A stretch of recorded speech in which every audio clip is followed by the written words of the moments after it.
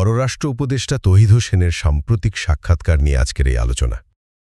তো এই ইন্টারভিউতে ডক্টর তৌহিদ হোসেন, যিনি অন্তর্বর্তীকালীন সরকারের পররাষ্ট্র উপদেষ্টা, তিনি কিন্তু বেশ কিছু জরুরি বিষয় নিয়ে কথা বলেছেন। যেমন ধরুন, জাতিসংঘ সফর, ভারতের সাথে সম্পর্ক, আর হ্যাঁ, ফেব্রুয়ারির নির্বাচন নিয়েও সরকারের অবস্থানটা ক্লিয়ার করেছেন। আচ্ছা, প্রথম যে ব্যাপারটা মনে আছে, জাতিসংঘ সফরে কতজন সঙ্গী ছিল তা নিয়ে একটা কনফিউশন ছিল। উপদেষ্টা কিন্তু সেটা ক্লিয়ার করেছেন। সরকারিভাবে টিমে ছিলেন ৬১ জন। আর ওই যে এয়ারপোর্টে কয়েকজন পলিটিশিয়ানের প্রোটোকল নিয়ে যে সমস্যাটা হলো, উনি বলছেন ওটা আসলে ব্যক্তিগত সবুজ পাসপোর্ট নিয়ে একটা ভুল বোঝাবুঝি ছিল, কোনো ষড়যন্ত্র না। তবে এটারও কিন্তু তদন্ত হবে। এরপর আসি ভারতের সাথে সম্পর্কের কথায়। উপদেষ্টা এখানে একটা বেশ ইন্টারেস্টিং প্রশ্ন তুলেছেন, জানেন, যে ভারত নির্বাচনের কোয়ালিটি নিয়ে গত ১৫ বছর তো চুপ ছিল, হঠাৎ এখন কেন এত কথা বলছে?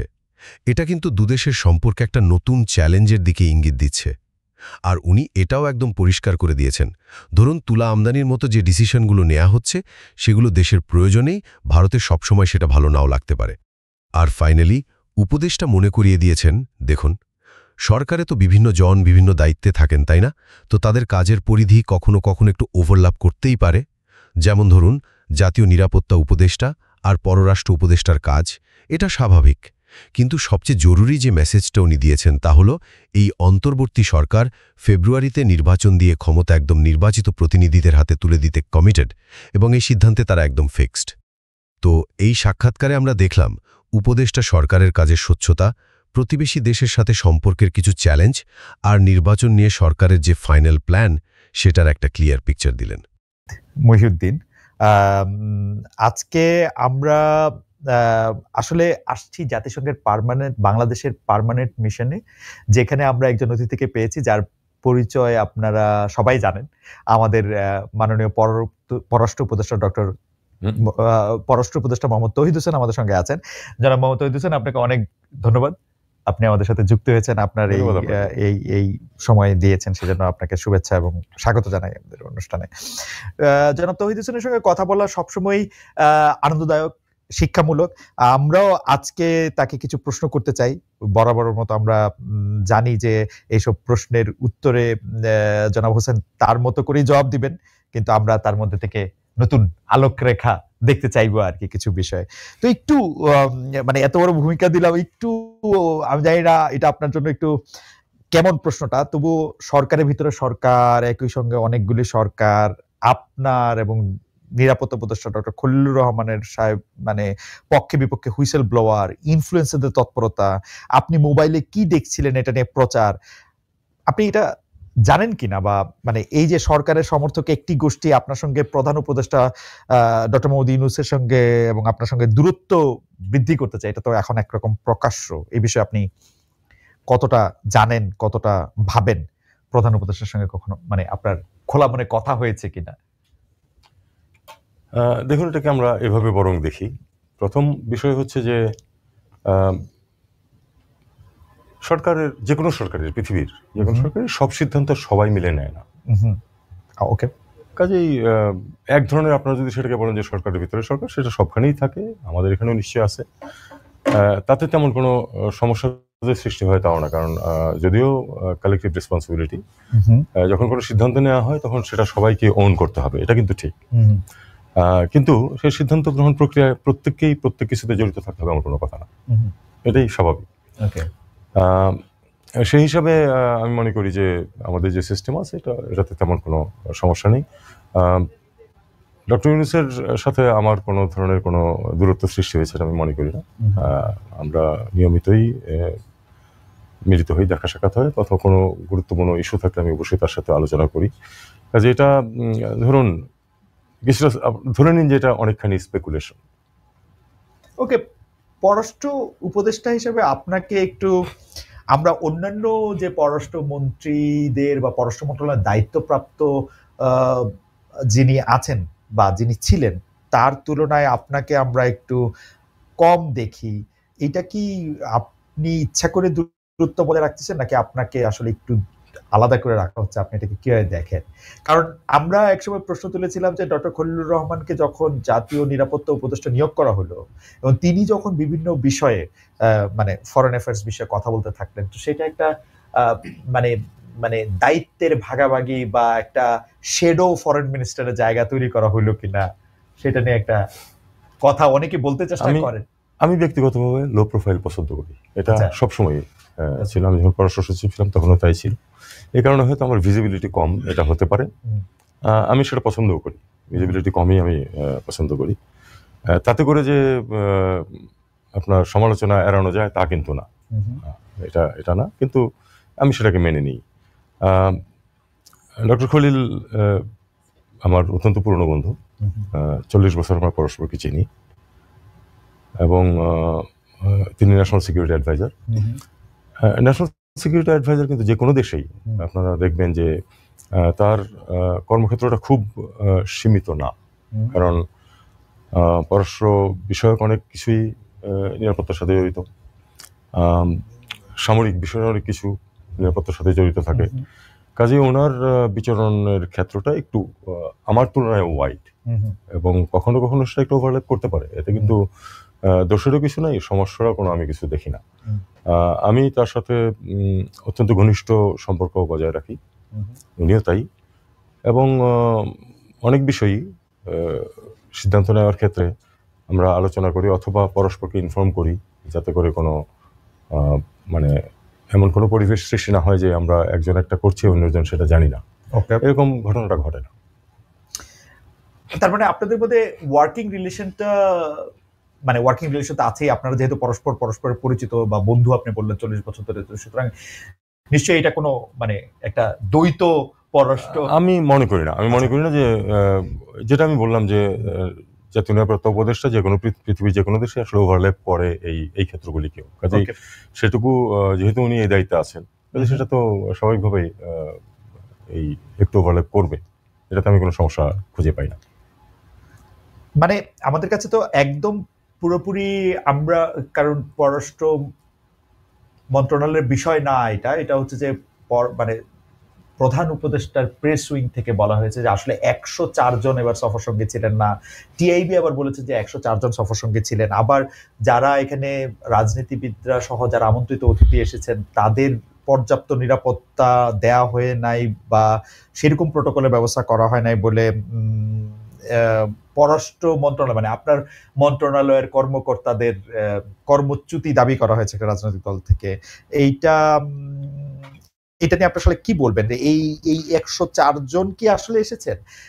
তাদেরকে নিরাপত্তা বা প্রোটোকল দেয়া থেকে কোনো ঘাটতি ছিল আপনার অফিসের? আমার হিসাবে 61 জন, আপনার হিসাবে নিরাপত্তা এবং প্রেস সহ সকলে 61 জন।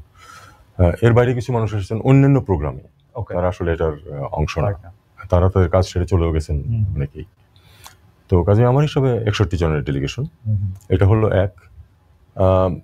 নিরাপত্তার ব্যবস্থা করা হয় নাই এটা ঠিক না। মার্ফিজ ল বলে একটা কথা আপনারা জানেন, যে ইফ এনিথিং ক্যান গো রং ইট গোজ রং। তো এখানে এই যে নিরাপত্তার যেই ব্যত্যয় ঘটেছিল সেটাকে আমি আপনাকে একটু পরিষ্কার করে দিতে পারি। সেটা হলো যে আমাদের যে 5 জন রাজনীতিবিদ ওই ডেলিগেশনে এসেছেন, একজন তো এখানেই ছিলেন, কাজে ওনার সমস্যা হয়নি। তাদের তো প্রাইভেট পাসপোর্ট, সবুজ রঙের পাসপোর্ট। আমরা কিন্তু তা সত্ত্বেও এই মিশনের পক্ষ থেকে লিখিত পোর্ট কার্টসি বলে একটা শব্দ আছে, পোর্ট কার্টসি একেবারে তালিকাভুক্ত করে তাদেরকে সহ কিন্তু পোর্ট কার্টসি আমরা নিতে পেরেছি স্টেট ডিপার্টমেন্ট থেকে। কিন্তু আপনারা জানেন যে ভিসা কখনোই কিন্তু আপনাকে মার্কিন যুক্তরাষ্ট্রে ঢোকার নিশ্চয়তা দেয় না। এটা কিন্তু বাই রুল লিখিতভাবে বলা থাকে এটা। যে ভদ্রলোক এখানে ইমিগ্রেশনে বসেন তিনি অলমোস্ট সোভরেইন, তার সিদ্ধান্তই চূড়ান্ত। আমরা তো যেহেতু পোর্ট কার্টসি স্টেট ডিপার্টমেন্ট দিয়েছে, কাজেই আমরা সেই 5 জনকে সহ একেবারে মোটরকেডে তুলেছি ফ্রম টারম্যাক থেকে। এবং সেটাই চলে যাবে। তো হঠাৎ করে পাসপোর্টগুলি তো সব দিয়ে দেওয়া হয়েছে ওই কর্তৃপক্ষকে। হঠাৎ করে ওখান থেকে নির্দেশ যে না, এই 5 জন যেহেতু সরকারি পাসপোর্ট না, তাদেরকে নর্মাল চ্যানেল দিয়ে যেতে হবে। It was a bolt from the blue. আমরা এটা কল্পনাও করিনি যে এটা ঘটবে। এরপরে যে মিসহ্যাপটুকু ঘটেছে, এটা কিছুটা মিসকমিউনিকেশন। যেমন জামাতের যে ছেলে পেলে ছিল তারা কিন্তু জায়গা মতো ছিল, কিন্তু অন্যরা যে কোনোভাবেই হোক মিসগাইডেড হয়েছে বা যেভাবেই হোক তারা ওখান থেকে সরে গেছে, যে কারণে যেই মিসহ্যাপটা ঘটেছে সেই মিসহ্যাপটা ঘটতে পেরেছে। এখানে একটা প্রশ্ন অবশ্যই আসে যে হঠাৎ যে পরিস্থিতির উদ্ভব হলো, হতে পারে যে কোনো সময় হঠাৎ পরিস্থিতির উদ্ভব যেটা হলো সেটা হ্যান্ডেল করা, ইনস্ট্যান্টলি সিদ্ধান্ত নেওয়া, বা এটা যেভাবেই হোক সমস্যা যেন না হয় সেটা এনশিওর করা, এটা দায়িত্ব এড়ানোর কোনো উপায় নেই। শুভেচ্ছা পুরোটাই ছিল, কিন্তু ঘটনা তো ঘটেছে, কাজে সেটার দায়িত্ব কাউকে না কারো না কারো উপর বর্তাবে অবশ্যই। এটা নিয়ে আমরা ইতিমধ্যে বলেছি যে আমরা রাজনীতিবিদদের সাথে উপদেষ্টারা বসেছি এবং আমরা সিদ্ধান্ত নিয়েছি যে ব্যাপারে দেশে ফেরার পরে আমরা যথাযথ পদক্ষেপ নেব। এর চেয়ে বেশি ডিটেলস এই মুহূর্তে বলা উচিত হবে না, যেহেতু এই জিনিসটা আমার সিদ্ধান্তের পর্যায়ে আছে। আমি শুধু একটা খুবই অকওয়ার্ড অভিযোগ আপনার মন্ত্রণালয়ের কর্মকর্তাদের এগেনস্টে, যে এইটা যে এরকম হয়েছে এটা তো বাইরে থেকে কারো জানার কথা না, এবং জেএফকে একটা বিশাল এয়ারপোর্ট, এই এয়ারপোর্টের কোন জায়গা দিয়ে কে কখন বাইরে হচ্ছেন এটা ভিতর থেকে আপনার কর্মকর্তারা কেউ জানিয়ে দিয়েছেন এই বিক্ষুব্ধ আওয়ামী লীগের যারা ছিলেন তাদের। এটা কি আসলে কোনো সম্ভাবনা আছে? আমি ব্যক্তিগতভাবে কনস্পিরেসি থিওরিতে খুব কম বিশ্বাস করি। কনস্পিরেসি হয় আমি জানি, কিন্তু কনস্পিরেসি থিওরিতে আমার বিশ্বাস খুব কম। এক, দুই হচ্ছে এটা তো একেবারে সুনির্দিষ্ট পদক্ষেপ নেওয়া ছিল যে তারা বেরিয়ে যাবেন ভিতর থেকে। এরপরে যেটুকু ঘটেছে সেটার জন্য এর মধ্যে কেউ খবর দিয়েছে এসেছে, আমার কাছে প্রমাণ নেই, কেন কাজে আমি বলতে পারবো না যে এমনটি ঘটেনি। তবে ব্যক্তিগতভাবে আমি এটাতে বিশ্বাস করি না। এই অন্তর্বর্তী সরকারের স্টেক হোল্ডার হিসেবে আপনাদের সঙ্গে 3টা রাজনৈতিক দলের 6 জন নেতা এসছেন। কিছু সেশনে প্রধান উপদেষ্টার সঙ্গে তাদের আমরা ছবি দেখেছি। এই নেতাদের আনুষ্ঠানিক ভূমিকা আসলে কি ছিল? তারা কি শুধু সফর সঙ্গী? জুলাই সনদ, জাতীয় নির্বাচনে সমঝোতার জন্য কোনো আলাদা বৈঠক কি আপনারা নিউ ইয়র্কে করতে চাইলেন, সেই জন্য এটা করা, নাকি আসলে মানে কেন? মানে আপনার পরবর্তী প্রশ্নটার জবাব দেওয়ার আমি দিতে পারবো না, কারণ আমার কাছে কোনো তথ্য নেই। প্রথমটি হলো যে আমরা রাজনীতিবিদদেরকে, বিশেষ করে যাদেরকে মনে করা হচ্ছে যে এই মুহূর্তে তারাই অগ্রণী ভূমিকা নেবে আগামী দিনগুলিতে নির্বাচন এবং পরবর্তী সরকারে, তাদেরকে মানে সরকার চেয়েছে যে সাথে আছেন যে তারা, এবং তারাও যে মানে সরকারের সাথে যে যেই লক্ষ্য সেই লক্ষ্যে তারাও আছেন, এরকম একটি আবহ সৃষ্টি করাই উদ্দেশ্য বলে আমি মনে করি। এই জন্য তাদেরকে নিয়ে আসা হয়েছে এবং আমি মনে করি যে এটা এক ধরনের সাফল্য এসেছে। তারা কিছু অনুষ্ঠানে হাজির থেকেছেন, কিছু অনুষ্ঠানে পার্টিসিপেট করেছেন। আবার যদি তারা পরস্পরের সাথে কথা বলতে চান সেই সুযোগও ছিল, আমি জানি না তারা সেটা ব্যবহার করেছেন কিনা।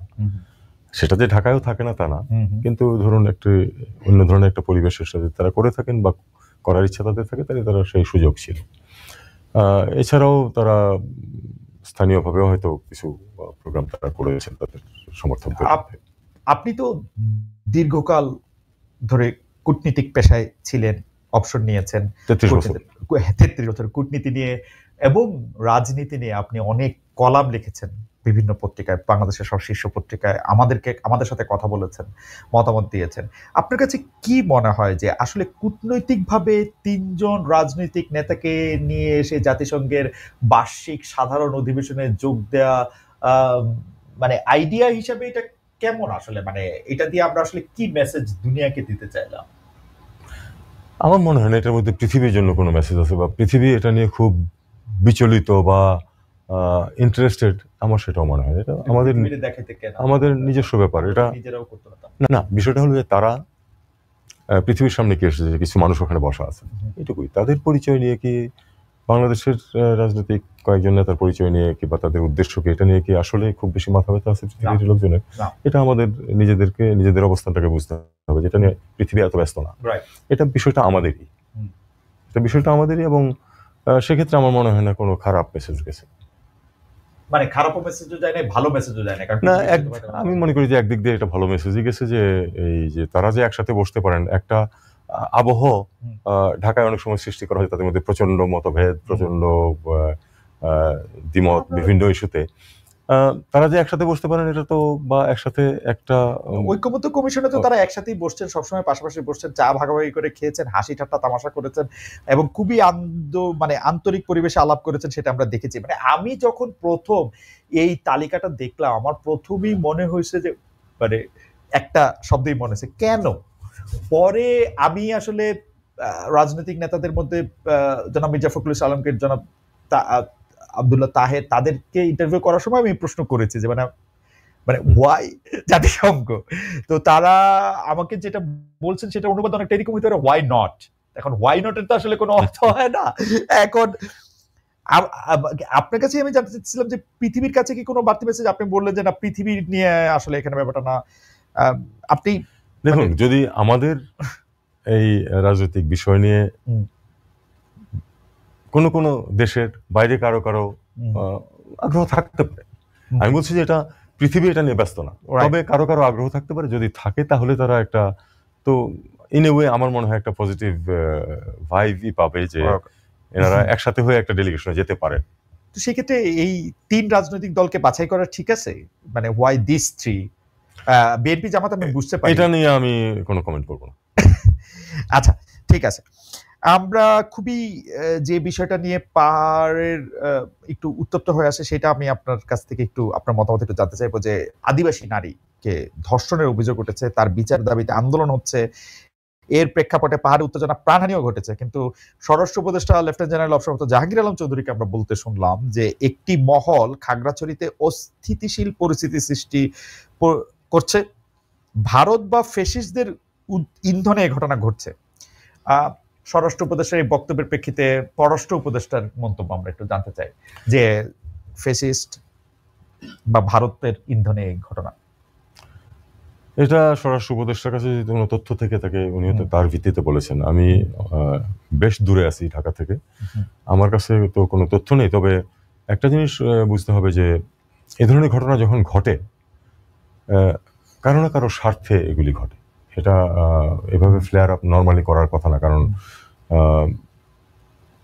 ওখানে যারা অবস্থান করছেন তারা তো আসলে এরকম কিছু চান না নর্মালি। শান্তি বজায় থাকুক, এটা সবার জন্যই ভালো, কিন্তু মাঝে মধ্যে আমরা দেখতে পাচ্ছি যে ধরনের ফ্লেয়ার আপ করে। এখন কার ইন্ধনে কিভাবে, সেটা প্রমাণ ছাড়া আমি কিছু বলতে চাই না।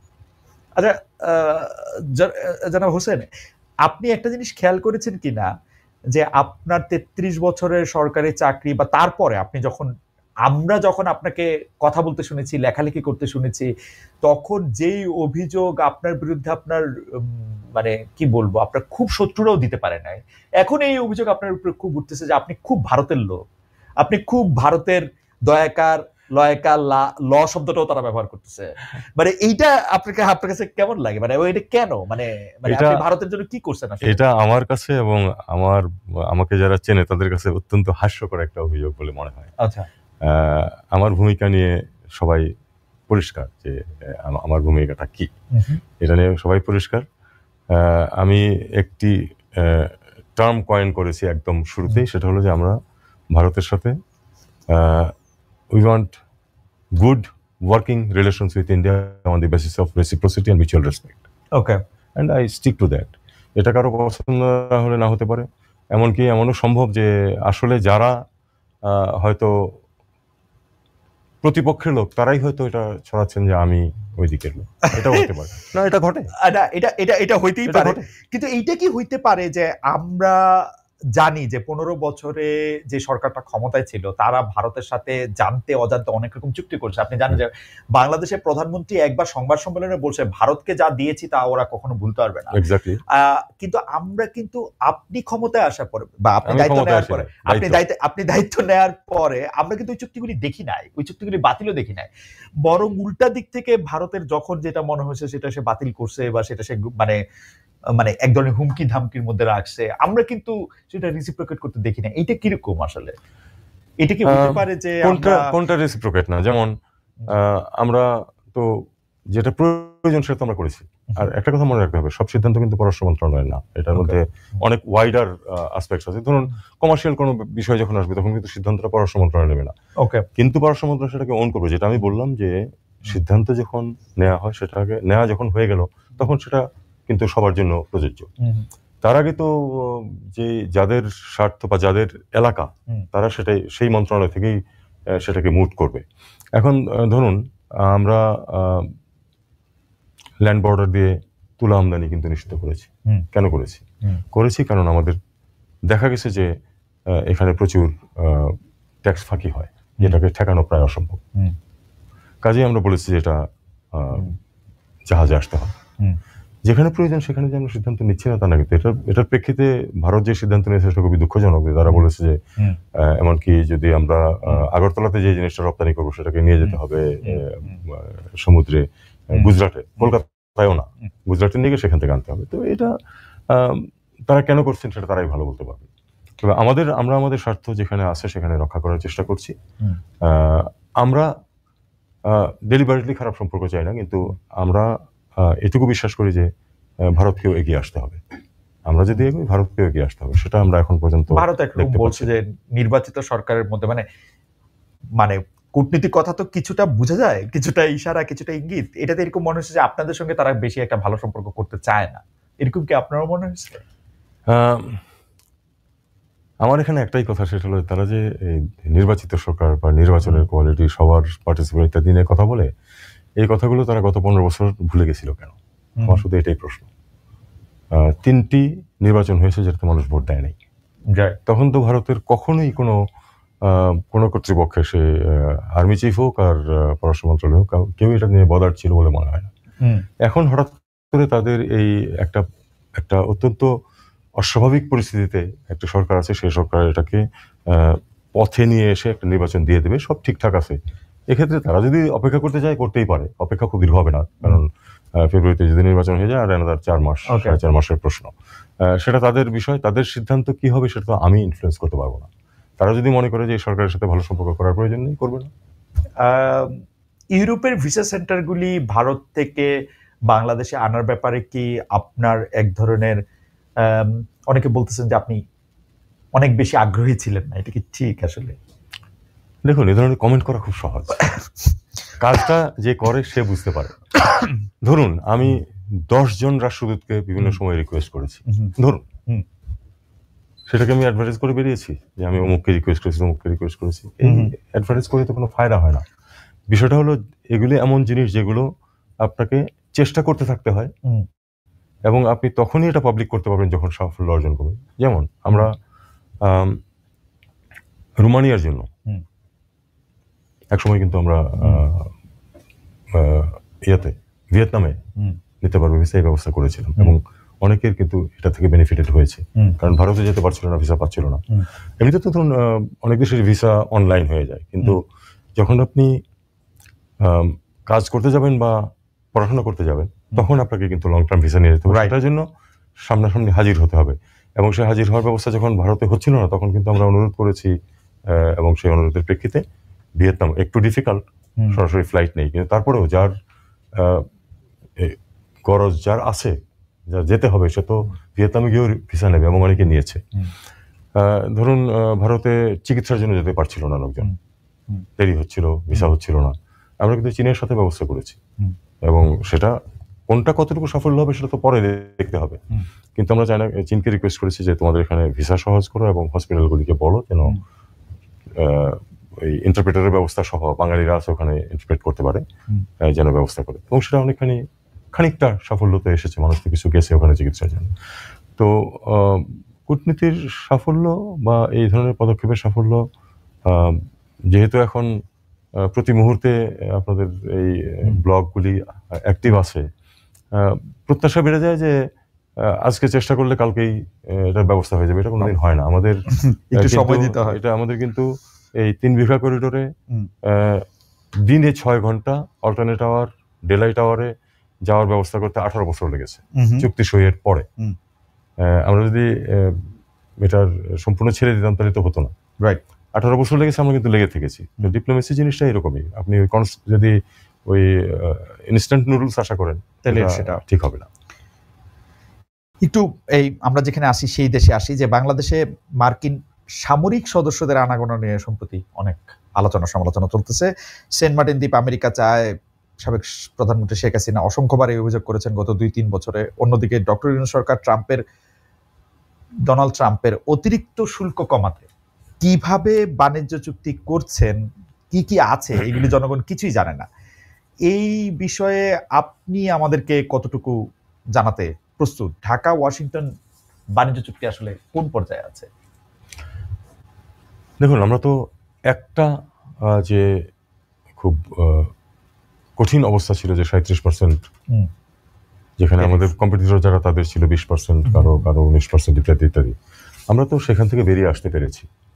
এখন আমাদের শুল্ক আমাদের কম্পিটিটরদের সাথে আইদার একই পর্যায়ে, পাকিস্তানের 19, আমাদের 20, এটা খুব বেশি বড় তফাৎ না। ভারতের কিন্তু 25, যে এখানে আমাদের 5% অ্যাডভান্টেজ এই মুহূর্তে আছে। এগুলি সবই যে স্থায়ী হবে এমন কথা না, হয়তো এর অনেক কিছু পরিবর্তন হবে সামনে, এবং নেগোসিয়েশন কিন্তু চলমান, এবং নেগোসিয়েশন যখন চলছে তখন এই নিয়ে কিন্তু কথা যত কম বলা যায় তত ভালো।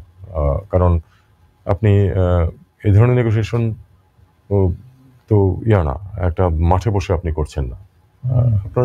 আমরা চেষ্টা করছি যে আরো কমানো যায় কিনা, এবং দীর্ঘমেয়াদে আরো কোনো সুযোগ সুবিধা পাওয়া যায় কিনা সেটাকে চলমান থাকতে দেন। যখন এটার কোনো কিছু ফল পাওয়া যাবে, যেমন 20% যখন পাওয়া গেল তখন তো আমরা বলেছি যে 20% পাওয়া গেছে, প্রকাশিত হয়েছে, এরকমই আমার মনে হয় এক্ষেত্রে আমাদের একটু অপেক্ষা করাই সমীচীন।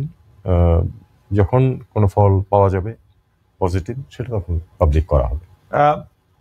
না, সেটা ঠিকই আছে, কিন্তু আপনি জানেন যে উপদেষ্টাদের মধ্যেও একজন আসলে এই মানে এই বাণিজ্য চুক্তি আসলে কিসের বিনিময়ে হচ্ছে তা নিয়ে কথা বলেছেন। আমি ফরিদা রহমানের কথা বলছি, মাননীয় উপদেষ্টা। তিনিও কিন্তু এই কথা বলেছেন যে এটা আমাদের জানার অধিকার আছে, যে এবং আমরা জানি যে ডোনাল্ড ট্রাম্প একজন খুব মানে খুব একজন সরল লোক নন। তিনি হঠাৎ করে 35% থেকে 20% কেন আসলেন? সেটা কি উনার ব্যবসায়ের সুবিধাতে, নাকি আমাদের কোনো সুবিধা তাকে দিতে হয়েছে যেটা আমরা এখন বলতে পারতেছি না? আমরা কি আসলে ভয় পাবো?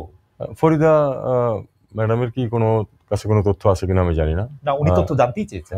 উনি আমি আপনাকে একটা কথা বলি, একেবারে নীতিগতভাবে এটা এভাবে উনি জানতে চাইতে পারেন না। ওকে, এভাবে পাবলিকলি তার যাওয়ার কোনো এটা একেবারেই নর্মাল কার্সির বাইরে। হ্যাঁ, উনি আমাকে জিজ্ঞেস করতে পারতেন, আমি বলতাম যে আমি কিছু জানি না। উনি সেজন্য হয়তো জিজ্ঞেস করছেন, আপনি বলছেন কিছু জানেন না, কিন্তু দেশের স্বার্থ তো উনি দেশের স্বার্থ তো এর উপরে না। না, দেশের স্বার্থ উপরে, কিন্তু দেশের স্বার্থ কিন্তু ওনার এই ঘোষণায় দেশের স্বার্থ উদ্ধার হয় না। কিছুটা আপনারা বিব্রত হয়েছেন। এটা বিব্রত করা কিন্তু একজন ক্যাবিনেট মেম্বারের কাজ না। বিব্রত যদি রেগে গিয়ে বলে দেন, ব্যাপারটা হলো যে বিব্রত কিন্তু কালেকটিভলি হয়, তার মানে উনিও সেটার অংশীদার। না, উনি হইছেন একটু বিব্রত। সেটা ওনার করা একেবারে এখতিয়ার বহির্ভূত এবং নর্মাল যে কাজের প্রসিজিওর তারও বাইরে এটা। উনি ক্যাবিনেটে এটা তুলতে পারতেন যদি উনি মনে করেন, এবং সেখানে উনি জবাব চাইতে পারতেন, কিন্তু পাবলিকলি উনি এই ধরনের কথা বলতে পারেন না। এটা আপনি বলতে পারেন। আচ্ছা, এটা হলো এক। দ্বিতীয় হলো যে আমার কাছে এরকম কোনো তথ্য নেই যে আমরা কোনো গোপন কোনো কিছু দিয়ে নিতে হয়েছে, কারণ আপনি দেখেছেন যে বেশিরভাগ দেশেরই কিন্তু একই পরিস্থিতি। ভিয়েতনামেরও বেশি ছিল, কমেছে, আমাদেরও বেশি ছিল, কমেছে, এখনো কিন্তু বেশ বেশি 20% কিন্তু খুব যে কম তা না। অবশ্য আমাদের ক্ষেত্রে এটা অত বেশি না, এই জন্য যে আমাদের এমনিতেই কিন্তু 17% মতো ছিল সবসময়, সত্যিকার অর্থে বেড়েছে 3%, অনেকের আরো বেশি বেড়েছে। কাজে সেই দিক থেকে ওই 17% 20% এর সাথে আবার যুক্ত হবে না তো? কেউ আবার মনে করতেছে আচ্ছা, 17% বেরিয়ে 20% যদি যুক্ত হয় তাহলেও কিন্তু অন্যদেরও তাই হচ্ছে। ওকে, এটা শুধু বাংলাদেশ স্পেসিফিক তো না। রাইট। কাজে আমরা এটা মনে করি যে আমাদের এই মুহূর্তে আমরা মোটামুটি একটা ভালো অবস্থানে আছি। এটা যে স্থায়ী হবে এমন কথা না, কিন্তু এটা আমি নিজেও মনে করি। নেগোসিয়েশন চলমান থাকবে এবং হয়তো কমবে বাড়বে ইত্যাদি হতে পারে। তো সেন্ট মার্টিন আমরা দিয়ে দিচ্ছি না তো মার্কিন যুক্তরাষ্ট্রকে? সেন্ট মার্টিনের মধ্যে আর্মি দেখা যাচ্ছে, বা কক্সবাজারে আর্মি দেখা যাচ্ছে, বেশ তারা মার্কিন পোশাক আশাক পরে ঘুরে ফিরে বেড়াচ্ছে, আমরা ভয় পাচ্ছি না। আমি মনে করি না যেতে ভয় পাওয়ার তেমন কিছু আছে। এই ধরনের এক্সচেঞ্জ তো ঘটেই। আচ্ছা। বিভিন্ন দেশের মধ্যে এই ধরনের এক্সচেঞ্জ ঘটে। অনেক সময় তো আপনার এক্সারসাইজও হয়, কিন্তু আমি মনে করি না যে এটা বিরাট ওই আতঙ্কিত হয়ে যাওয়ার মতো কোনো বিষয়, অন্তত এখন পর্যন্ত আমার মনে হচ্ছে না সেরকম কিছু। আরেকটা বিষয় নিয়ে অনেক মানুষ কনসার্ন হচ্ছে, সেই জিনিসটা আমি আপনাকে একটু বলি যে আপনি তো এটা নিশ্চয়ই খুব ভালো করে জানেন, আমরা কতটা জানতে পারবো বা আমরা কতটা জানতে পারতেছি সেটা একটু আপনার সাথে একটু শেয়ার করি। যে জাতিসংঘ সদর দপ্তরে 30 সেপ্টেম্বর অর্থাৎ কালকে রোহিঙ্গা বিষয়ক উচ্চ পর্যায়ের একটা আন্তর্জাতিক সম্মেলন অনুষ্ঠিত হতে যাচ্ছে। ডক্টর ইউনূস যখন এখানে এসছেন, মানে কেন রাজনীতিবিদরা আসবেন তার ক্ষেত্রে এটা একটা বড় কারণ ছিল যে এটাও একটু বোঝানো গভর্নমেন্ট ইন ওয়েটিং হিসাবে। এই সম্মেলনের আগে, মানে ঠিক আগে 27 সেপ্টেম্বর এক বিবৃতিতে আরাকান আর্মি কিন্তু দাবি করেছে যে রোহিঙ্গা বিচ্ছিন্নতাবাদী গোষ্ঠী আরসা, আপনি জানেন যে তাদের একজন নেতা কারাগারে, আরেকজন নেতাকে আসলে মেরে ফেলা হয়েছে। অনেকে বলে যে বাংলাদেশ সরকারের একটা অংশ তাদের মারছে। এই আরাকান আর্মি দাবি করতেছে যে রোহিঙ্গা বিচ্ছিন্নতাবাদী গোষ্ঠী আরসা এবং আরএসও সম্মিলিতভাবে তাদের বিভিন্ন সীমান্ত পোস্টে হামলা চালিয়েছে, এতে প্রাণহানিও ঘটেছে। এই বিষয়ে আপনি কিছু জানেন কিনা? কেন আমি এটা জানতে চাচ্ছি, আমার দ্বিতীয় প্রশ্ন হচ্ছে ওইটাকে কেন্দ্র করে, মানে এই ব্যাপারটা নিয়ে আপনি। ওকে, এই অভিযোগ যে তারা করেছে আমরা জানি। আমরা জানি যে আরসার নেতাকে তো ইয়েতে নেওয়া হয়েছে, আতিকুল্লাহ সাহেবকে নারায়ণগঞ্জ থেকে ধরা হয়েছে, মহিবুল্লাহ সাহেবকে কেউ মেরে ফেলেছেন। জি জি। এই এখন মানে বিষয়টা হচ্ছে যে একটি সুস্থ নেতৃত্ব গড়ে ওঠেনি রোহিঙ্গাদের মাঝে। আপনি জানেন যে এটা গত অনেক বছর আমি যখন প্রাইভেট পার্সন ছিলাম তখন এটা নিয়ে প্রশ্ন তুলেছি যে সুস্থ নেতৃত্ব যদি গড়ে না ওঠে তাহলে ভ্যাকুয়াম থাকবে না। মহিবুল্লাহ সাহেবকে যখন মেরে ফেললো, এটা আমি মনে করি যে আমাদের একটা ব্যর্থতা ছিল। তাকে প্রোটেক্ট করা উচিত ছিল আমাদের, কারণ তিনি ছিলেন একটা সেন নেতৃত্ব দিচ্ছিলেন। উনি ওনার ডাকে একটা বিরাট সংখ্যক মানুষ একটা সভায় হাজির হলো। সেটা নিয়ে একটা যে ওনার ডাকে লাখখানেক লোক এসে হাজির হলো রোহিঙ্গা। আমাদের সিদ্ধান্ত গ্রহণকারীরা ভয় পেয়ে গেল আমার মতে, এবং আমি এটা লিখেছি, বলেছিও যে এটা হওয়া উচিত ছিল উল্টোটা। আমাদের উচিত ছিল এটাকে সুযোগ হিসাবে নেওয়া এবং তাকে স্পন্সর করাকে, যেহেতু তিনি একজন সেন নেতৃত্ব দিচ্ছিলেন এবং উনি বিশ্বাস করেন যে ফিরে যাওয়া উচিত।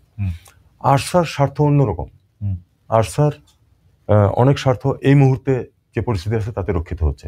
যারা আমরা যতটুকু জানি, যতটুকু তথ্য পাওয়া যায়, যে তারা ড্রাগ ট্রেডেও জড়িত, আর্মস ট্রেডে জড়িত, এবং সেটা তো এখানে যত অস্থিতিশীলতা থাকবে এই ধরনের কার্যকলাপের সুবিধা তত বাড়বে।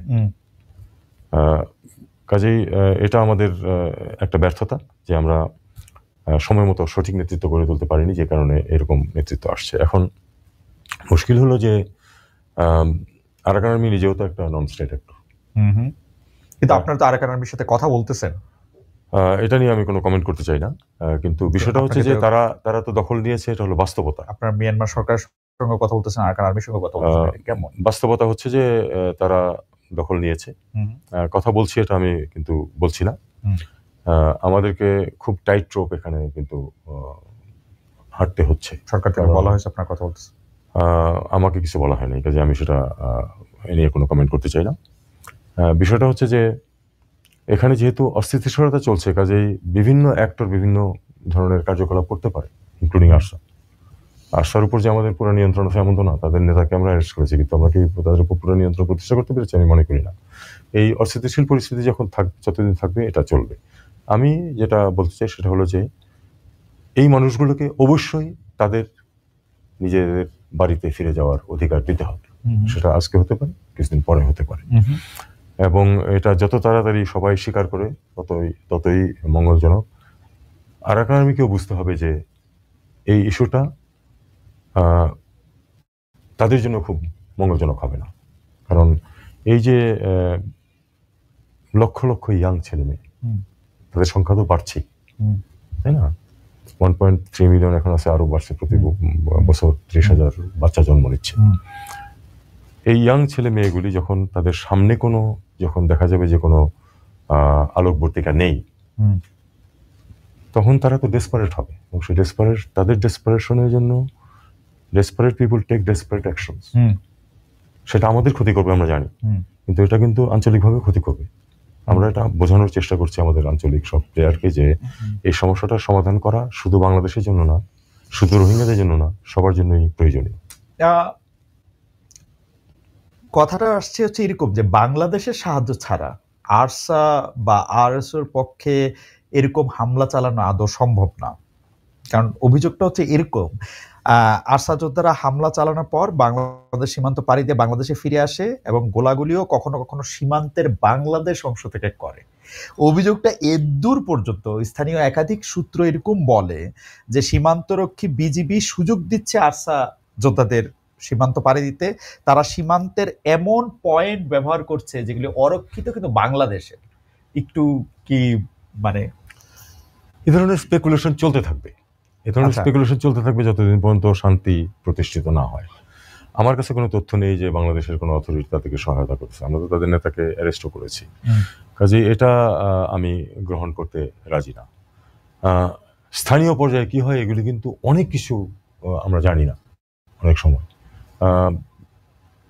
যেহেতু এখানে বিভিন্ন ধরনের ব্যবসা জড়িত হয়ে গেছে, বেআইনি ব্যবসা, সেই আপনি ট্রাক ধরুন বা অস্ত্র ধরুন, অনেক টাকা ইনভলভ হয়ে গেছে, অনেক টাকা ইনভলভ হয়েছে। কাজেই কে যে কি ভূমিকা পালন করতেছে এটা আপনার নির্দিষ্ট করা কিন্তু খুবই কঠিন।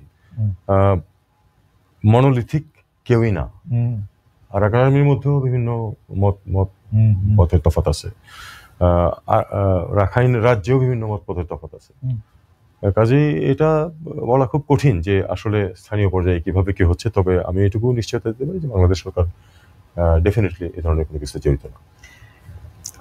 এই বিষয়ে ফাইনাল কোশ্চেন, আরসা ও আরএসও কখনো কখনো যৌথভাবে আরাকান আর্মির সাথে মানে এঙ্গেজ হচ্ছে, যদি আমরা মিলিটারি ভাষায় বলি, তো সেই ক্ষেত্রে কি আপনারা বা বাংলাদেশ কি তার আন্তর্জাতিক মিত্রদের সাথে তথ্য আদান প্রদান করতেছে যে কি হইতেছে ওইখানে? এখানে আন্তর্জাতিক মিত্র কারা? এটা হলো খুব কঠিন। ভারত, আমেরিকা, বার্মা স্বয়ং। দেখুন, বার্মা যেটা বলছেন আপনি, তারা তো, আমরা তাদের সাথে ডিল করি, কিন্তু বাস্তবতা হচ্ছে তাদের তো এখানে কোনো নিয়ন্ত্রণ নেই। কাজে এক্ষেত্রে তারা কি করতে পারবে? তারা কিছুই করতে পারবে না। আরসার উপর ধরুন আমাদের নিয়ন্ত্রণ নেই, আরসা যদি গিয়ে ওখানে কিছু একটা ঘটনা ঘটায় সেটা কি নেপিডর সরকার সেটাকে নিয়ন্ত্রণ করতে পারবে? পারবে না। কাজে তাদেরকে এটা নিয়ে জিজ্ঞাসার কিছু নেই।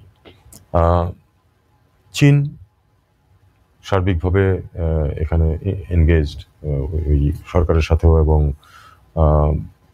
যতটুকু জানি যে তাদের হয়তো যোগাযোগ থাকতেও পারে ইনফর্মাল, অন্যান্য সবার সাথেও, এটা সম্ভব।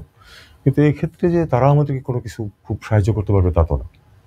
কারণ তারা কি আরাকান আর্মিকে তারা বললেই আরাকান আর্মি রাজি হয়ে যাবে যে হ্যাঁ সব ঠিকঠাক মতো হোক, চলে আসুক।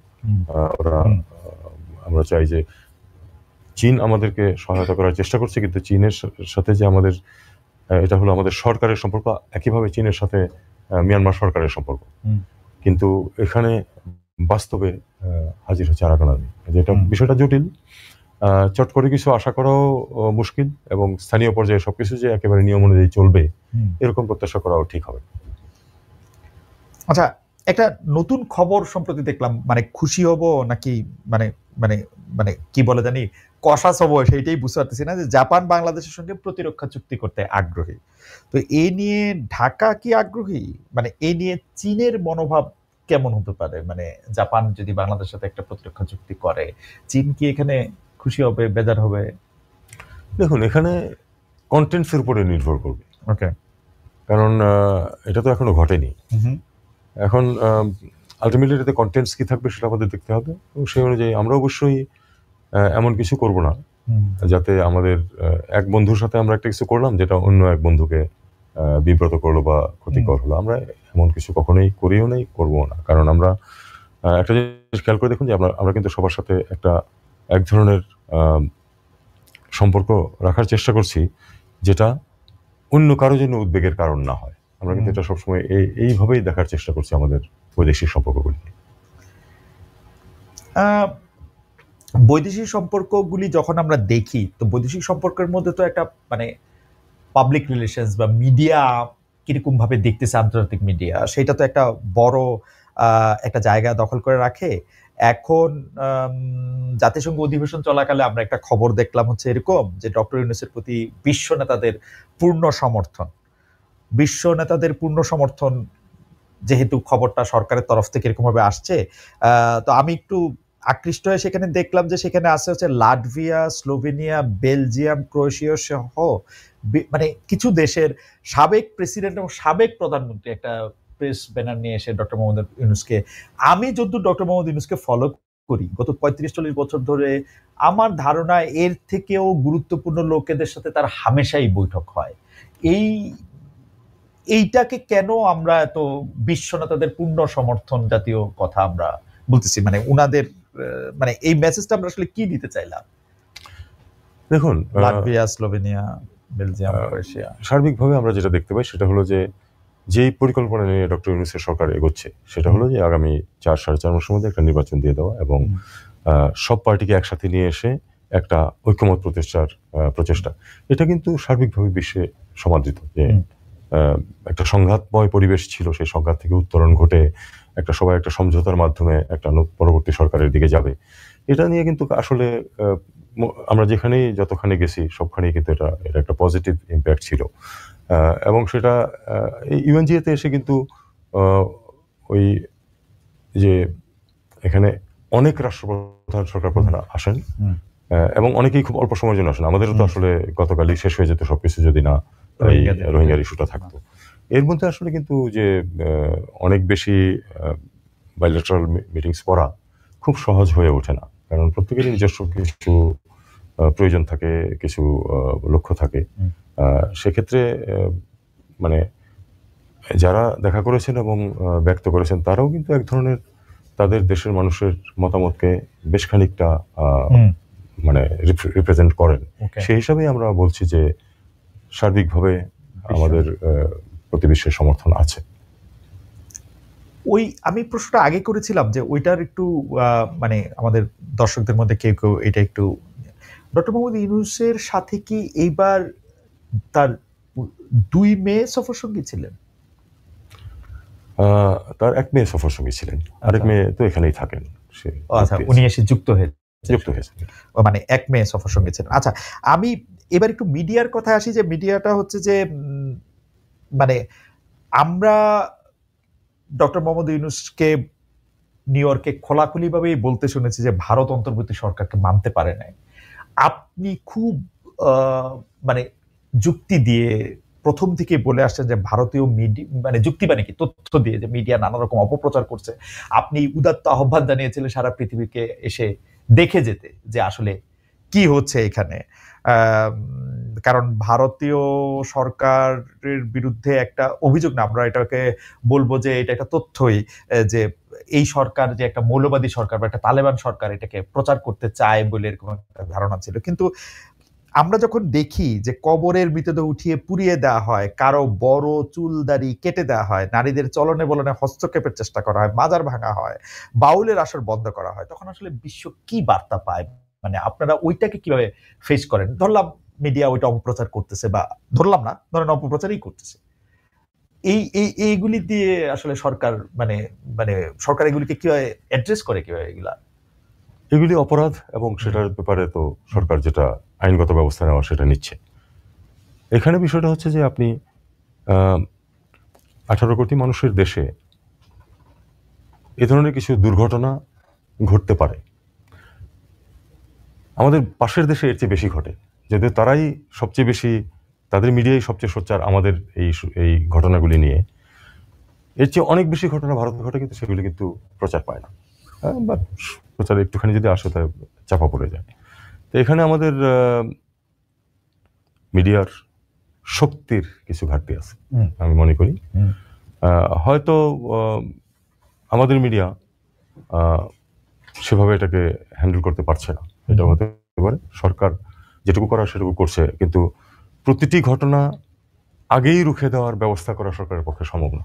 সেই শক্তি কোনো সরকারেরই থাকে না। ঘটনা ঘটে, বিষয়টা হচ্ছে যে ঘটনা ঘটার পরে সেটার ব্যাপারে যথাযথ ব্যবস্থা নেওয়া হয় কিনা, এটা প্রচারণা। প্রায় কিছু ঘটনা প্রায় ঘোষণা দিয়ে ঘটে সরকারের মধ্যে, আমরা একরকম দেখি যে জনাব হোসেন, আপনিও নিশ্চয়ই খেয়াল করেছেন সরকারের মধ্যে আমরা একরকম দেখি যে না, পুলিশ বাহিনী এখনো আগের মতো রয়েছে, আগের সরকার মানে একটা দায় এড়ানোর চেষ্টা, আমরা মাত্র অন্তর্বর্তী সরকার আসছি, আমরা এত কিছু পারি না। আপনার কাছে এরকম মনে হয় কিনা নাগরিক হিসাবে? আমি জানি না মানে আপনি আর এখন নাগরিক হিসাবে জিনিসটা ফিল করতে পারেন কিনা, লাইক যে আপনি দেখুন, আরেক পাশে এই দায়িত্ব নেওয়ার পরেও তো আমার নাগরিকত্ব শেষ হয়ে যায়নি, আমি তো নাগরিক বটে অবশ্যই। না, আপনি এখন সুপার নাগরিক, নাগরিক প্লাস। যে কোনো ঘটনা যখন ঘটে আমিও সেটা নিয়ে বিচলিত হই, জি, এবং আমি নিশ্চিন্ত যে আমার যে কলিগ যারা আছেন তারাও হন, এবং ঐকান্তিক প্রচেষ্টা থাকে সেটা যাতে রিপিটেশন না ঘটে, এবং ব্যবস্থাও নেওয়া হয়, একেবারে নেওয়া হয় না যে তা না। অনেক সময় ইনস্ট্যান্ট ব্যবস্থা নিতে ব্যর্থ হই আমরা, সেটা আমাদের হয়তো এক ধরনের ব্যর্থতা, কিন্তু যদি আমরা অ্যাকশন না নেই আদৌ, তাইলে সেটা বলা যাবে যে আমরাও এটাতে অংশীদার। সেটা কিন্তু একেবারেই না, আমরা কিন্তু ব্যবস্থা নেই, এবং যারা অপরাধ সংগঠন করে তাদেরকে আইনের আওতায় আনার চেষ্টা কিন্তু সবসময় করা হয়। কাজে এটা বলা ঠিক হবে না যে সরকার এক্ষেত্রে সীমাবদ্ধতা আছে, এটা আমরা মেনে নিই, আসলে আমাদের সীমাবদ্ধতা আছে, এবং এখন তো মূল লক্ষ্য এখন দাঁড়িয়েছে যে একটা ভালো নির্বাচন সংগঠন করা, এবং সবাই যাতে আন্তরিকভাবে সেটাতে সমবেত হয়, সব রাজনৈতিক মত পথের মানুষজন, সেটা দিকেই এগোচ্ছি। একটা জিনিস খেয়াল করুন, আমাদের দেশে দুর্গাপূজা অত্যন্ত উৎসাহ উদ্দীপনার সাথে উদযাপিত হয়, এবং আপনারা দেখেছেন এবারও, গতবারও এবারও, সেটা যতটা সংবাদ, কোথাও একটি দুর্ঘটনা ঘটলে সেটা কিন্তু অনেক বড় সংবাদ হয়ে দাঁড়ায়। এখানে আমার মনে হয় আমাদের মিডিয়ারও ভূমিকার একটা ব্যাপার আছে। হয় যেটা যে 1000 ঘটনার পজিটিভ ঘটছে, একটা নেগেটিভ ঘটতেই পারে। আবার এটাও ঠিক যে নেগেটিভ নিউজই তো নিউজ, পজিটিভরা নিউজ হয় না অনেক ক্ষেত্রেই।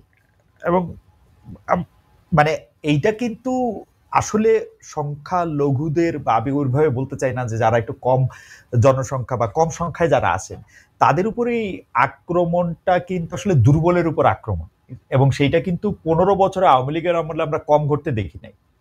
এই সরকারের আমলে যখন এটা ঘটে তখন আমরা ওই একইভাবে বলতে চাই, কিন্তু ঘটনা হচ্ছে কি, এই সরকার কেমন জানি, আপনার এটা মনে হয় কিনা, কেমন জানি একটু দায় এড়ায়। মানে এই ধরনের ঘটনা, দুর্বলের উপর ঘটনা কিন্তু হিন্দু মুসলমান বলে না, দুর্বল যারা তাদের উপর বাংলাদেশে দীর্ঘদিন ধরে, এটা জমি হোক, পৃথিবীর সবখানে দুর্বলদের উপর একটা চলে আসে। কিন্তু এই সরকার কিন্তু দুর্বলদেরকে প্রোটেক্ট করাই কিন্তু আসলে সরকারের দায়িত্ব। কিন্তু এই সরকার দেখি যে খুবই, আপনার কাছে এটা মনে হয় না এই সরকার খুবই পপুলিস্ট, এই সরকার খুবই মানে যেখানে বৃষ্টি সেখানে ছাতি টাইপের একটা কাজ করে? আমি ঠিক মনে করি না সেটা অন্তত আমি আমার কলিগদের কাজও দেখি সবসময় সেটা না।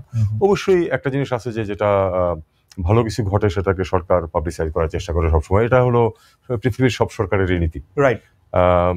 এবং যখন খারাপ কিছু ঘটে সেটা যে আউট অফ প্রপোর্শন যাতে না যায় সেই চেষ্টা করা হয়। এটাতে দোষেরও কিছু আমি মনে করি না, তবে দায় এড়ানোর চেষ্টা, আমি এই ব্যাপারে সব একমত না আপনার সাথে, কারণ আসলে যখন কোনো কিছু ঘটে আমরা কিন্তু সেটা ব্যবস্থা নেওয়ার চেষ্টা করি। হ্যাঁ, কোনো কিছু ঘটার পরে মানে, কিন্তু ঘটার আগে যে মানে যখন এটা মাইকে ঘোষণা দেওয়া হয় যে অমুক একটা কাজ করা হবে, যখন এটা বলা হয় এটা করে ফেলা হবে, তখন আমরা খুব বেশি দেখেন, আমি রায়পুরার মানুষ। রায়পুরা হচ্ছে নরসিংদী অংশ। এটার 24টা ইউনিয়নের মধ্যে 12টা হলো চরে, টেটা যুদ্ধ চলতে থাকে। এখন আপনি আমাকে বলতে পারেন যে আগেই কেন থামানো হয়? আমি এটা নিয়ে নরসিংদীতে এসপির সাথে, এমনকি রায়পুরাতে গিয়ে ওসিদের সাথেও কথাবার্তা বলেছি। বিষয়টা হচ্ছে লজিস্টিক্সের প্রবলেম। তাদের যেই খবর পেয়ে যেতে যেতে তারা কাজকর্ম সেরে নদী পার হয়ে নবীনগর চলে যায়। এখন এই বিষয়টা হচ্ছে কি, যদি সব সরকার আগেই সবকিছু আটকাতে পারতো তাহলে কিন্তু অপরাধ খুব কম ঘটতো পৃথিবীতে। এটা পারা যায় না, অনেক সময় সম্ভব হয় না। অমুকখানে মাইকে কথাবার্তা বলেছে, মাইকে ঠিক আছে কথাবার্তা বলেছে, এটা তো থানা পুলিশ ওই পর্যন্ত পৌঁছতে হবে, তারপরে এটা তাকে আটকাতে পারবে। এটা অনেক সময় টাইম ল্যাগ যেটা হয়, এর মধ্যে অপরাধ সংঘটিত হয়ে যায়। এটা হলো একটা বিষয় আর কি। না, নরসিংদীর কথা বললেন, এটা আমার মনে হইলো যে আজ থেকে প্রায় 2 যুগেরও বেশি আগে আমি নরসিংদীতে পোস্টে ছিলাম এজ এ ম্যাজিস্ট্রেট। একই অবস্থা দেখে আসছি যে আসলে মানে নৌকা করে সেখানে গিয়ে এখন স্পিড বোট আছে, কিন্তু তারপরেও যে যতক্ষণে যায় ওদের হাতে স্পিড বোট আছে। 24 বছর ওদের কাছে স্পিড আমরা চেষ্টা করছি যে ওখানে একটা থানা করা যায় কিনা। এটা একটা মোটামুটি হোম মিনিস্ট্রিও এটা কিন্তু এটা করা, জিয়াউর রহমান সাহেব ওখানে থানা করা হয় না, 77 সনে ওখানে থানা করা হয় না, কিন্তু অনেক অস্ত্রের লাইসেন্স দেয়া হয়, মানে সেটাও আবার খুব মানে প্রচুর পরিমাণে অস্ত্রের, বৈধ অস্ত্রের লাইসেন্স। এখন বিষয়টা হচ্ছে যে যখন আপনার কাছে অস্ত্র আছে তখন আমার কাছে না থাকলে তো তখন সমস্যা হয়ে যায়, এটা একটা ফ্যাক্টর। তবে জিয়াউর রহমান সাহেব কিন্তু ওখানে একটা আলাদা থানা করতে চেয়েছিলেন জিয়াউর রহমানের সময়। এই আভ্যন্তরীণ সংঘাতের কারণে সম্ভব হয় না, কারণ কোথায় হবে না, এমপি তো একজনই, কিন্তু ওই এটা কি পাড়াতলিতে হবে নাকি বাঁশগাড়িতে হবে, এই নিয়ে দুই ইউনিয়নের মানুষের মধ্যে এটা আমরা মোটামুটি এক ধরনের একটা ইয়েতে আসতে সময় দেখা যাক। আমি একটা উদাহরণ হিসেবে দিলাম যে সবসময় প্রিএম্প্ট করা যায় না সবকিছু। আমার বন্ধু জাহেদ তরফদার, উনি আপনার কাছ থেকে একটু জানতে চেয়েছেন যে বাংলাদেশের যে অনেক গুরুত্বপূর্ণ দেশের দূতাবাস নাই, আপনার সময় কি ওরকম চেষ্টা করা হইতেছে কিনা যে এটা? দূতাবাসের একটা ব্যাপার কি জানেন, পররাষ্ট্র মন্ত্রণালয় তো সবসময় চাবে দূতাবাস বেশি হোক, কিন্তু সরকারের এক্ষেত্রে সিদ্ধান্ত নেওয়ার ক্ষেত্রে অনেক কিছু চিন্তা করতে হয়। যে আর্থিক একটা বিষয় আছে, একটা মিশন চালাতে বেশ কিছু খরচ হয়, সেটা কি মানে দিতে রেডি আছে কিনা এবং সেটা জাস্টিফাইড হয় কিনা ওই পরিমাণ খরচ।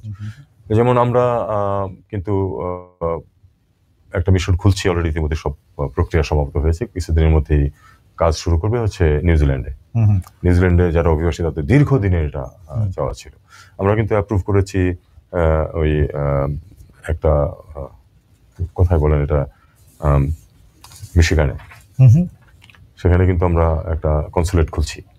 এটাও তাদের দীর্ঘদিনের দাবি ছিল, খুব শক্ত দাবি হচ্ছে অ্যাবাউট মিশন ইন আয়ারল্যান্ড। এটা আমরা অনেকখানি এগিয়েছি, অন্তত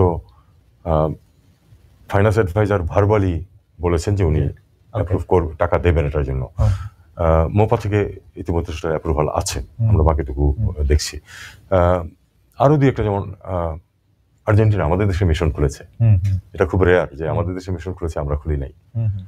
আর্জেন্টিনার উপরে ব্যাপারে চাপ আছে এবং এটা এক ধরনের অনানুষ্ঠানিক অনুমোদন আছে, এটা প্রসেসিং চলবে। এরকম আরো কয়েকটা জায়গা আছে যেখানে আমরা মিশন খুলবো এবং স্থানীয়দের দাবির প্রেক্ষিতেই, যারা আমাদের যে ডায়াসপোরা আছেন তাদের দাবির প্রেক্ষিতেই। তবে এটা একবারে যে সবার দাবি আমরা মেটাতে পারবো তা না, কারণ খরচের ব্যাপার আছে।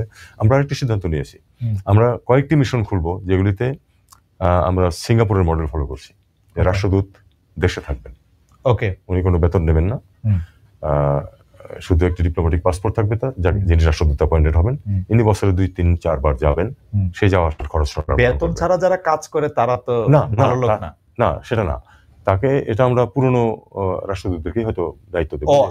মানে যে আপনি ওই দেশের রাষ্ট্রদূত, কিন্তু আপনি ওখানে যাবেন 3-4 বার শুধু, গিয়ে সম্পর্কটা মানে ওই যে কনকরেন্ট অ্যাক্রেডিটেশনের মতো। এবং না, ওখানে আমাদের কিছু বেতন দিয়ে না, শুনুন, ওখানে ছোট একটা মিশন থাকবে, একজন অফিসার, 3 জন স্টাফ। এরকম আমরা 2-3টা মিশন খুলবো, খুলে দেখবো যে এই পদ্ধতিটা কাজ করে কিনা। কিন্তু সিঙ্গাপুর কিন্তু এটা করছে। সিঙ্গাপুর কিন্তু বাংলাদেশে তাদের একটা ছোট্ট মিশন আছে একজনের, আর একজন রাষ্ট্রদূত আছে যিনি ওখানেই থাকেন, সিঙ্গাপুরেই থাকেন, উনি 3 থেকে 4 বার সফরে আসেন, এসে দেখা সাক্ষাৎ করেন, কোনো কাজ লাগে। ইন্টারেস্টিং।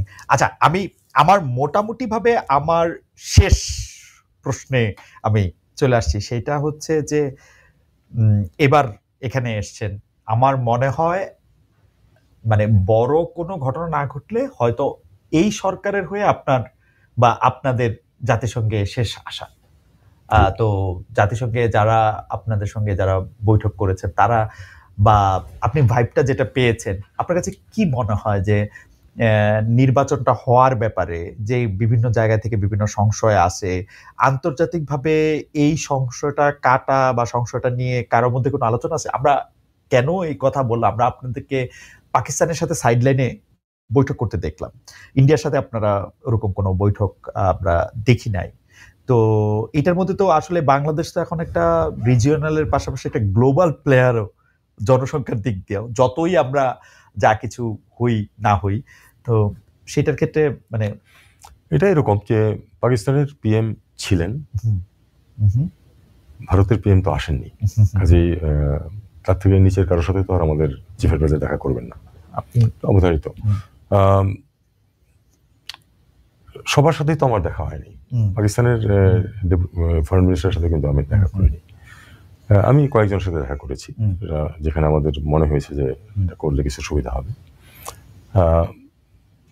তো আন্তর্জাতিক সংস্থারও কারো কারোর সাথে দেখা করেছি যেখানে আমাদের স্বার্থ আছে বলে মনে করি। এগুলি নিয়ে খুব বেশি পাবলিসিটির প্রয়োজন নেই আসলে, এটা রুটিন কাজ অনেকটাই। আর আমাদের অবশ্যই গ্লোবালি চিন্তা করতে হবে, কারণ আমাদের স্বার্থ আছে সমস্ত পৃথিবীতে, এবং সেভাবেই আমরা এগোই। আপনি যেটা বলছেন নির্বাচনের ব্যাপারে, কিন্তু আমি কারো মাঝে কোনো ধরনের কোনো আন্তর্জাতিক পর্যায়ে আমি কারো মাঝে কোনো দ্বিধা দ্বিমত কোনো কিছু আমি দেখি না, এবং আমরাও তাদেরকে বলেছি যে এই সরকার আসলে এখন 4.5 মাস পরে নির্বাচন দিয়ে নির্বাচিত প্রতিনিধিদের কাছে ক্ষমতা হস্তান্তর সরে যাওয়ার ব্যাপারেই দৃঢ় প্রতিজ্ঞ। প্রফেসর ইউনূস ডিটারমিন এটা করবেন, এবং আমরা সবাই সেভাবেই এগোচ্ছি। কোনো অবস্থাতেই আরেকবার আমার এখানে অফিসিয়াল কাজে আসার কোনো সম্ভাবনা নেই, এটা আমি আপনাকে নিশ্চয়তা দিতে পারি। কোনো অবস্থাতেই নাই? মানে মানে কেউ কেউ এরকম বলে থাকেন যে এরকমও তো হইতে পারে যে আপনাদের আর একটু লম্বা সময় থাকতে হইতে পারে, বা আমি মনে করি না সেটা। আপনি মনে করেন যে এটা কোনো, কারণ আমি মনে করি যে এটাই সঠিক সময় নির্বাচন দিয়ে নির্বাচিতদের কাছে ক্ষমতা হস্তান্তর করা। এটা হলো আমার ব্যক্তিগত অভিমত, এবং আমি মনে করি যে আমার কলিগদের অনেকেই এই মতামতে বিশ্বাস করেন। প্রফেসর ইউনূস ডিটারমিন যে উনি এই ফেব্রুয়ারিতে নির্বাচন দেবেন। হাউ কনফিডেন্ট যে মানে ক্যাবিনেটটা কিরকম কনফিডেন্ট যে ক্যাবিনেট একটা ভালো ইলেকশন করে দিয়ে যেতে পারবেন, যেটা ডক্টর এটা করতেই হবে, এই হলো ডিটারমিনেশন সবার। আচ্ছা, এটা করতেই হবে, মানে ভালো একটা নির্বাচন করতেই হবে, এর মধ্যে no is not an option. No is not an option. জনাব মাহমুদ তৌহিদ হোসেন, আপনাকে অনেক অনেক অনেক অনেক অনেক ধন্যবাদ। আপনি অনেকগুলো বিষয় নিয়ে আমাদের আলোকিত করেছেন, প্রশ্ন জবাব দিয়েছেন, এবং আমাদের দর্শকরা ছিলেন আমাদের সঙ্গে, অনেক বিষয়ে তারা আপনাকে অনেক প্রশ্ন করেছেন, কিছু প্রশ্ন আমি অ্যাকোমোডেট করতেও চেষ্টা করেছি। আপনাকে ধন্যবাদ, এবং আপনি যদি আমাদের দর্শকদের জন্য কিছু বলতে চান, বা আপনার যদি দর্শকদের জন্য আমার আসলে একটাই বক্তব্য, যে এই সরকার একটি বিশেষ সময় একটি বিশেষ দায়িত্ব নিয়ে এসেছিল, যখন সত্যিকার অর্থে তো 3 দিন দেশে সরকার ছিলই না। যতই আমরা বলি না কেন যে রাষ্ট্রপতির নামেই তো সবকিছু হয়, তারপরে সত্যি সেই একটা অত্যন্ত অস্থিতিশীল অবস্থা থেকে, এবং যে একটা আশঙ্কা, এমনকি পূর্বতন যে দল ক্ষমতা ছিল তাদেরও নেতাদের কাছ থেকে আশঙ্কা ব্যক্ত করা হয়েছিল যে যখন আওয়ামী লীগ ক্ষমতায় থাকবে না তখন লাশের শাড়ি পরে থাকবে রাস্তায়, এ ধরনের কথাবার্তা প্রচুর শুনেছি আমরা। সেটা কিন্তু ঘটেনি।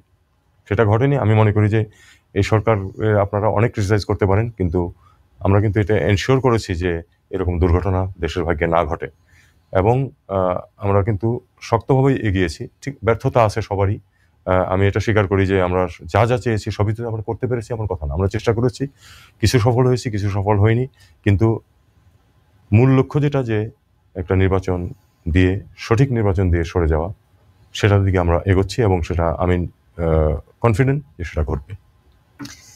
থ্যাংক ইউ, ধন্যবাদ। Thank you so much. আমরা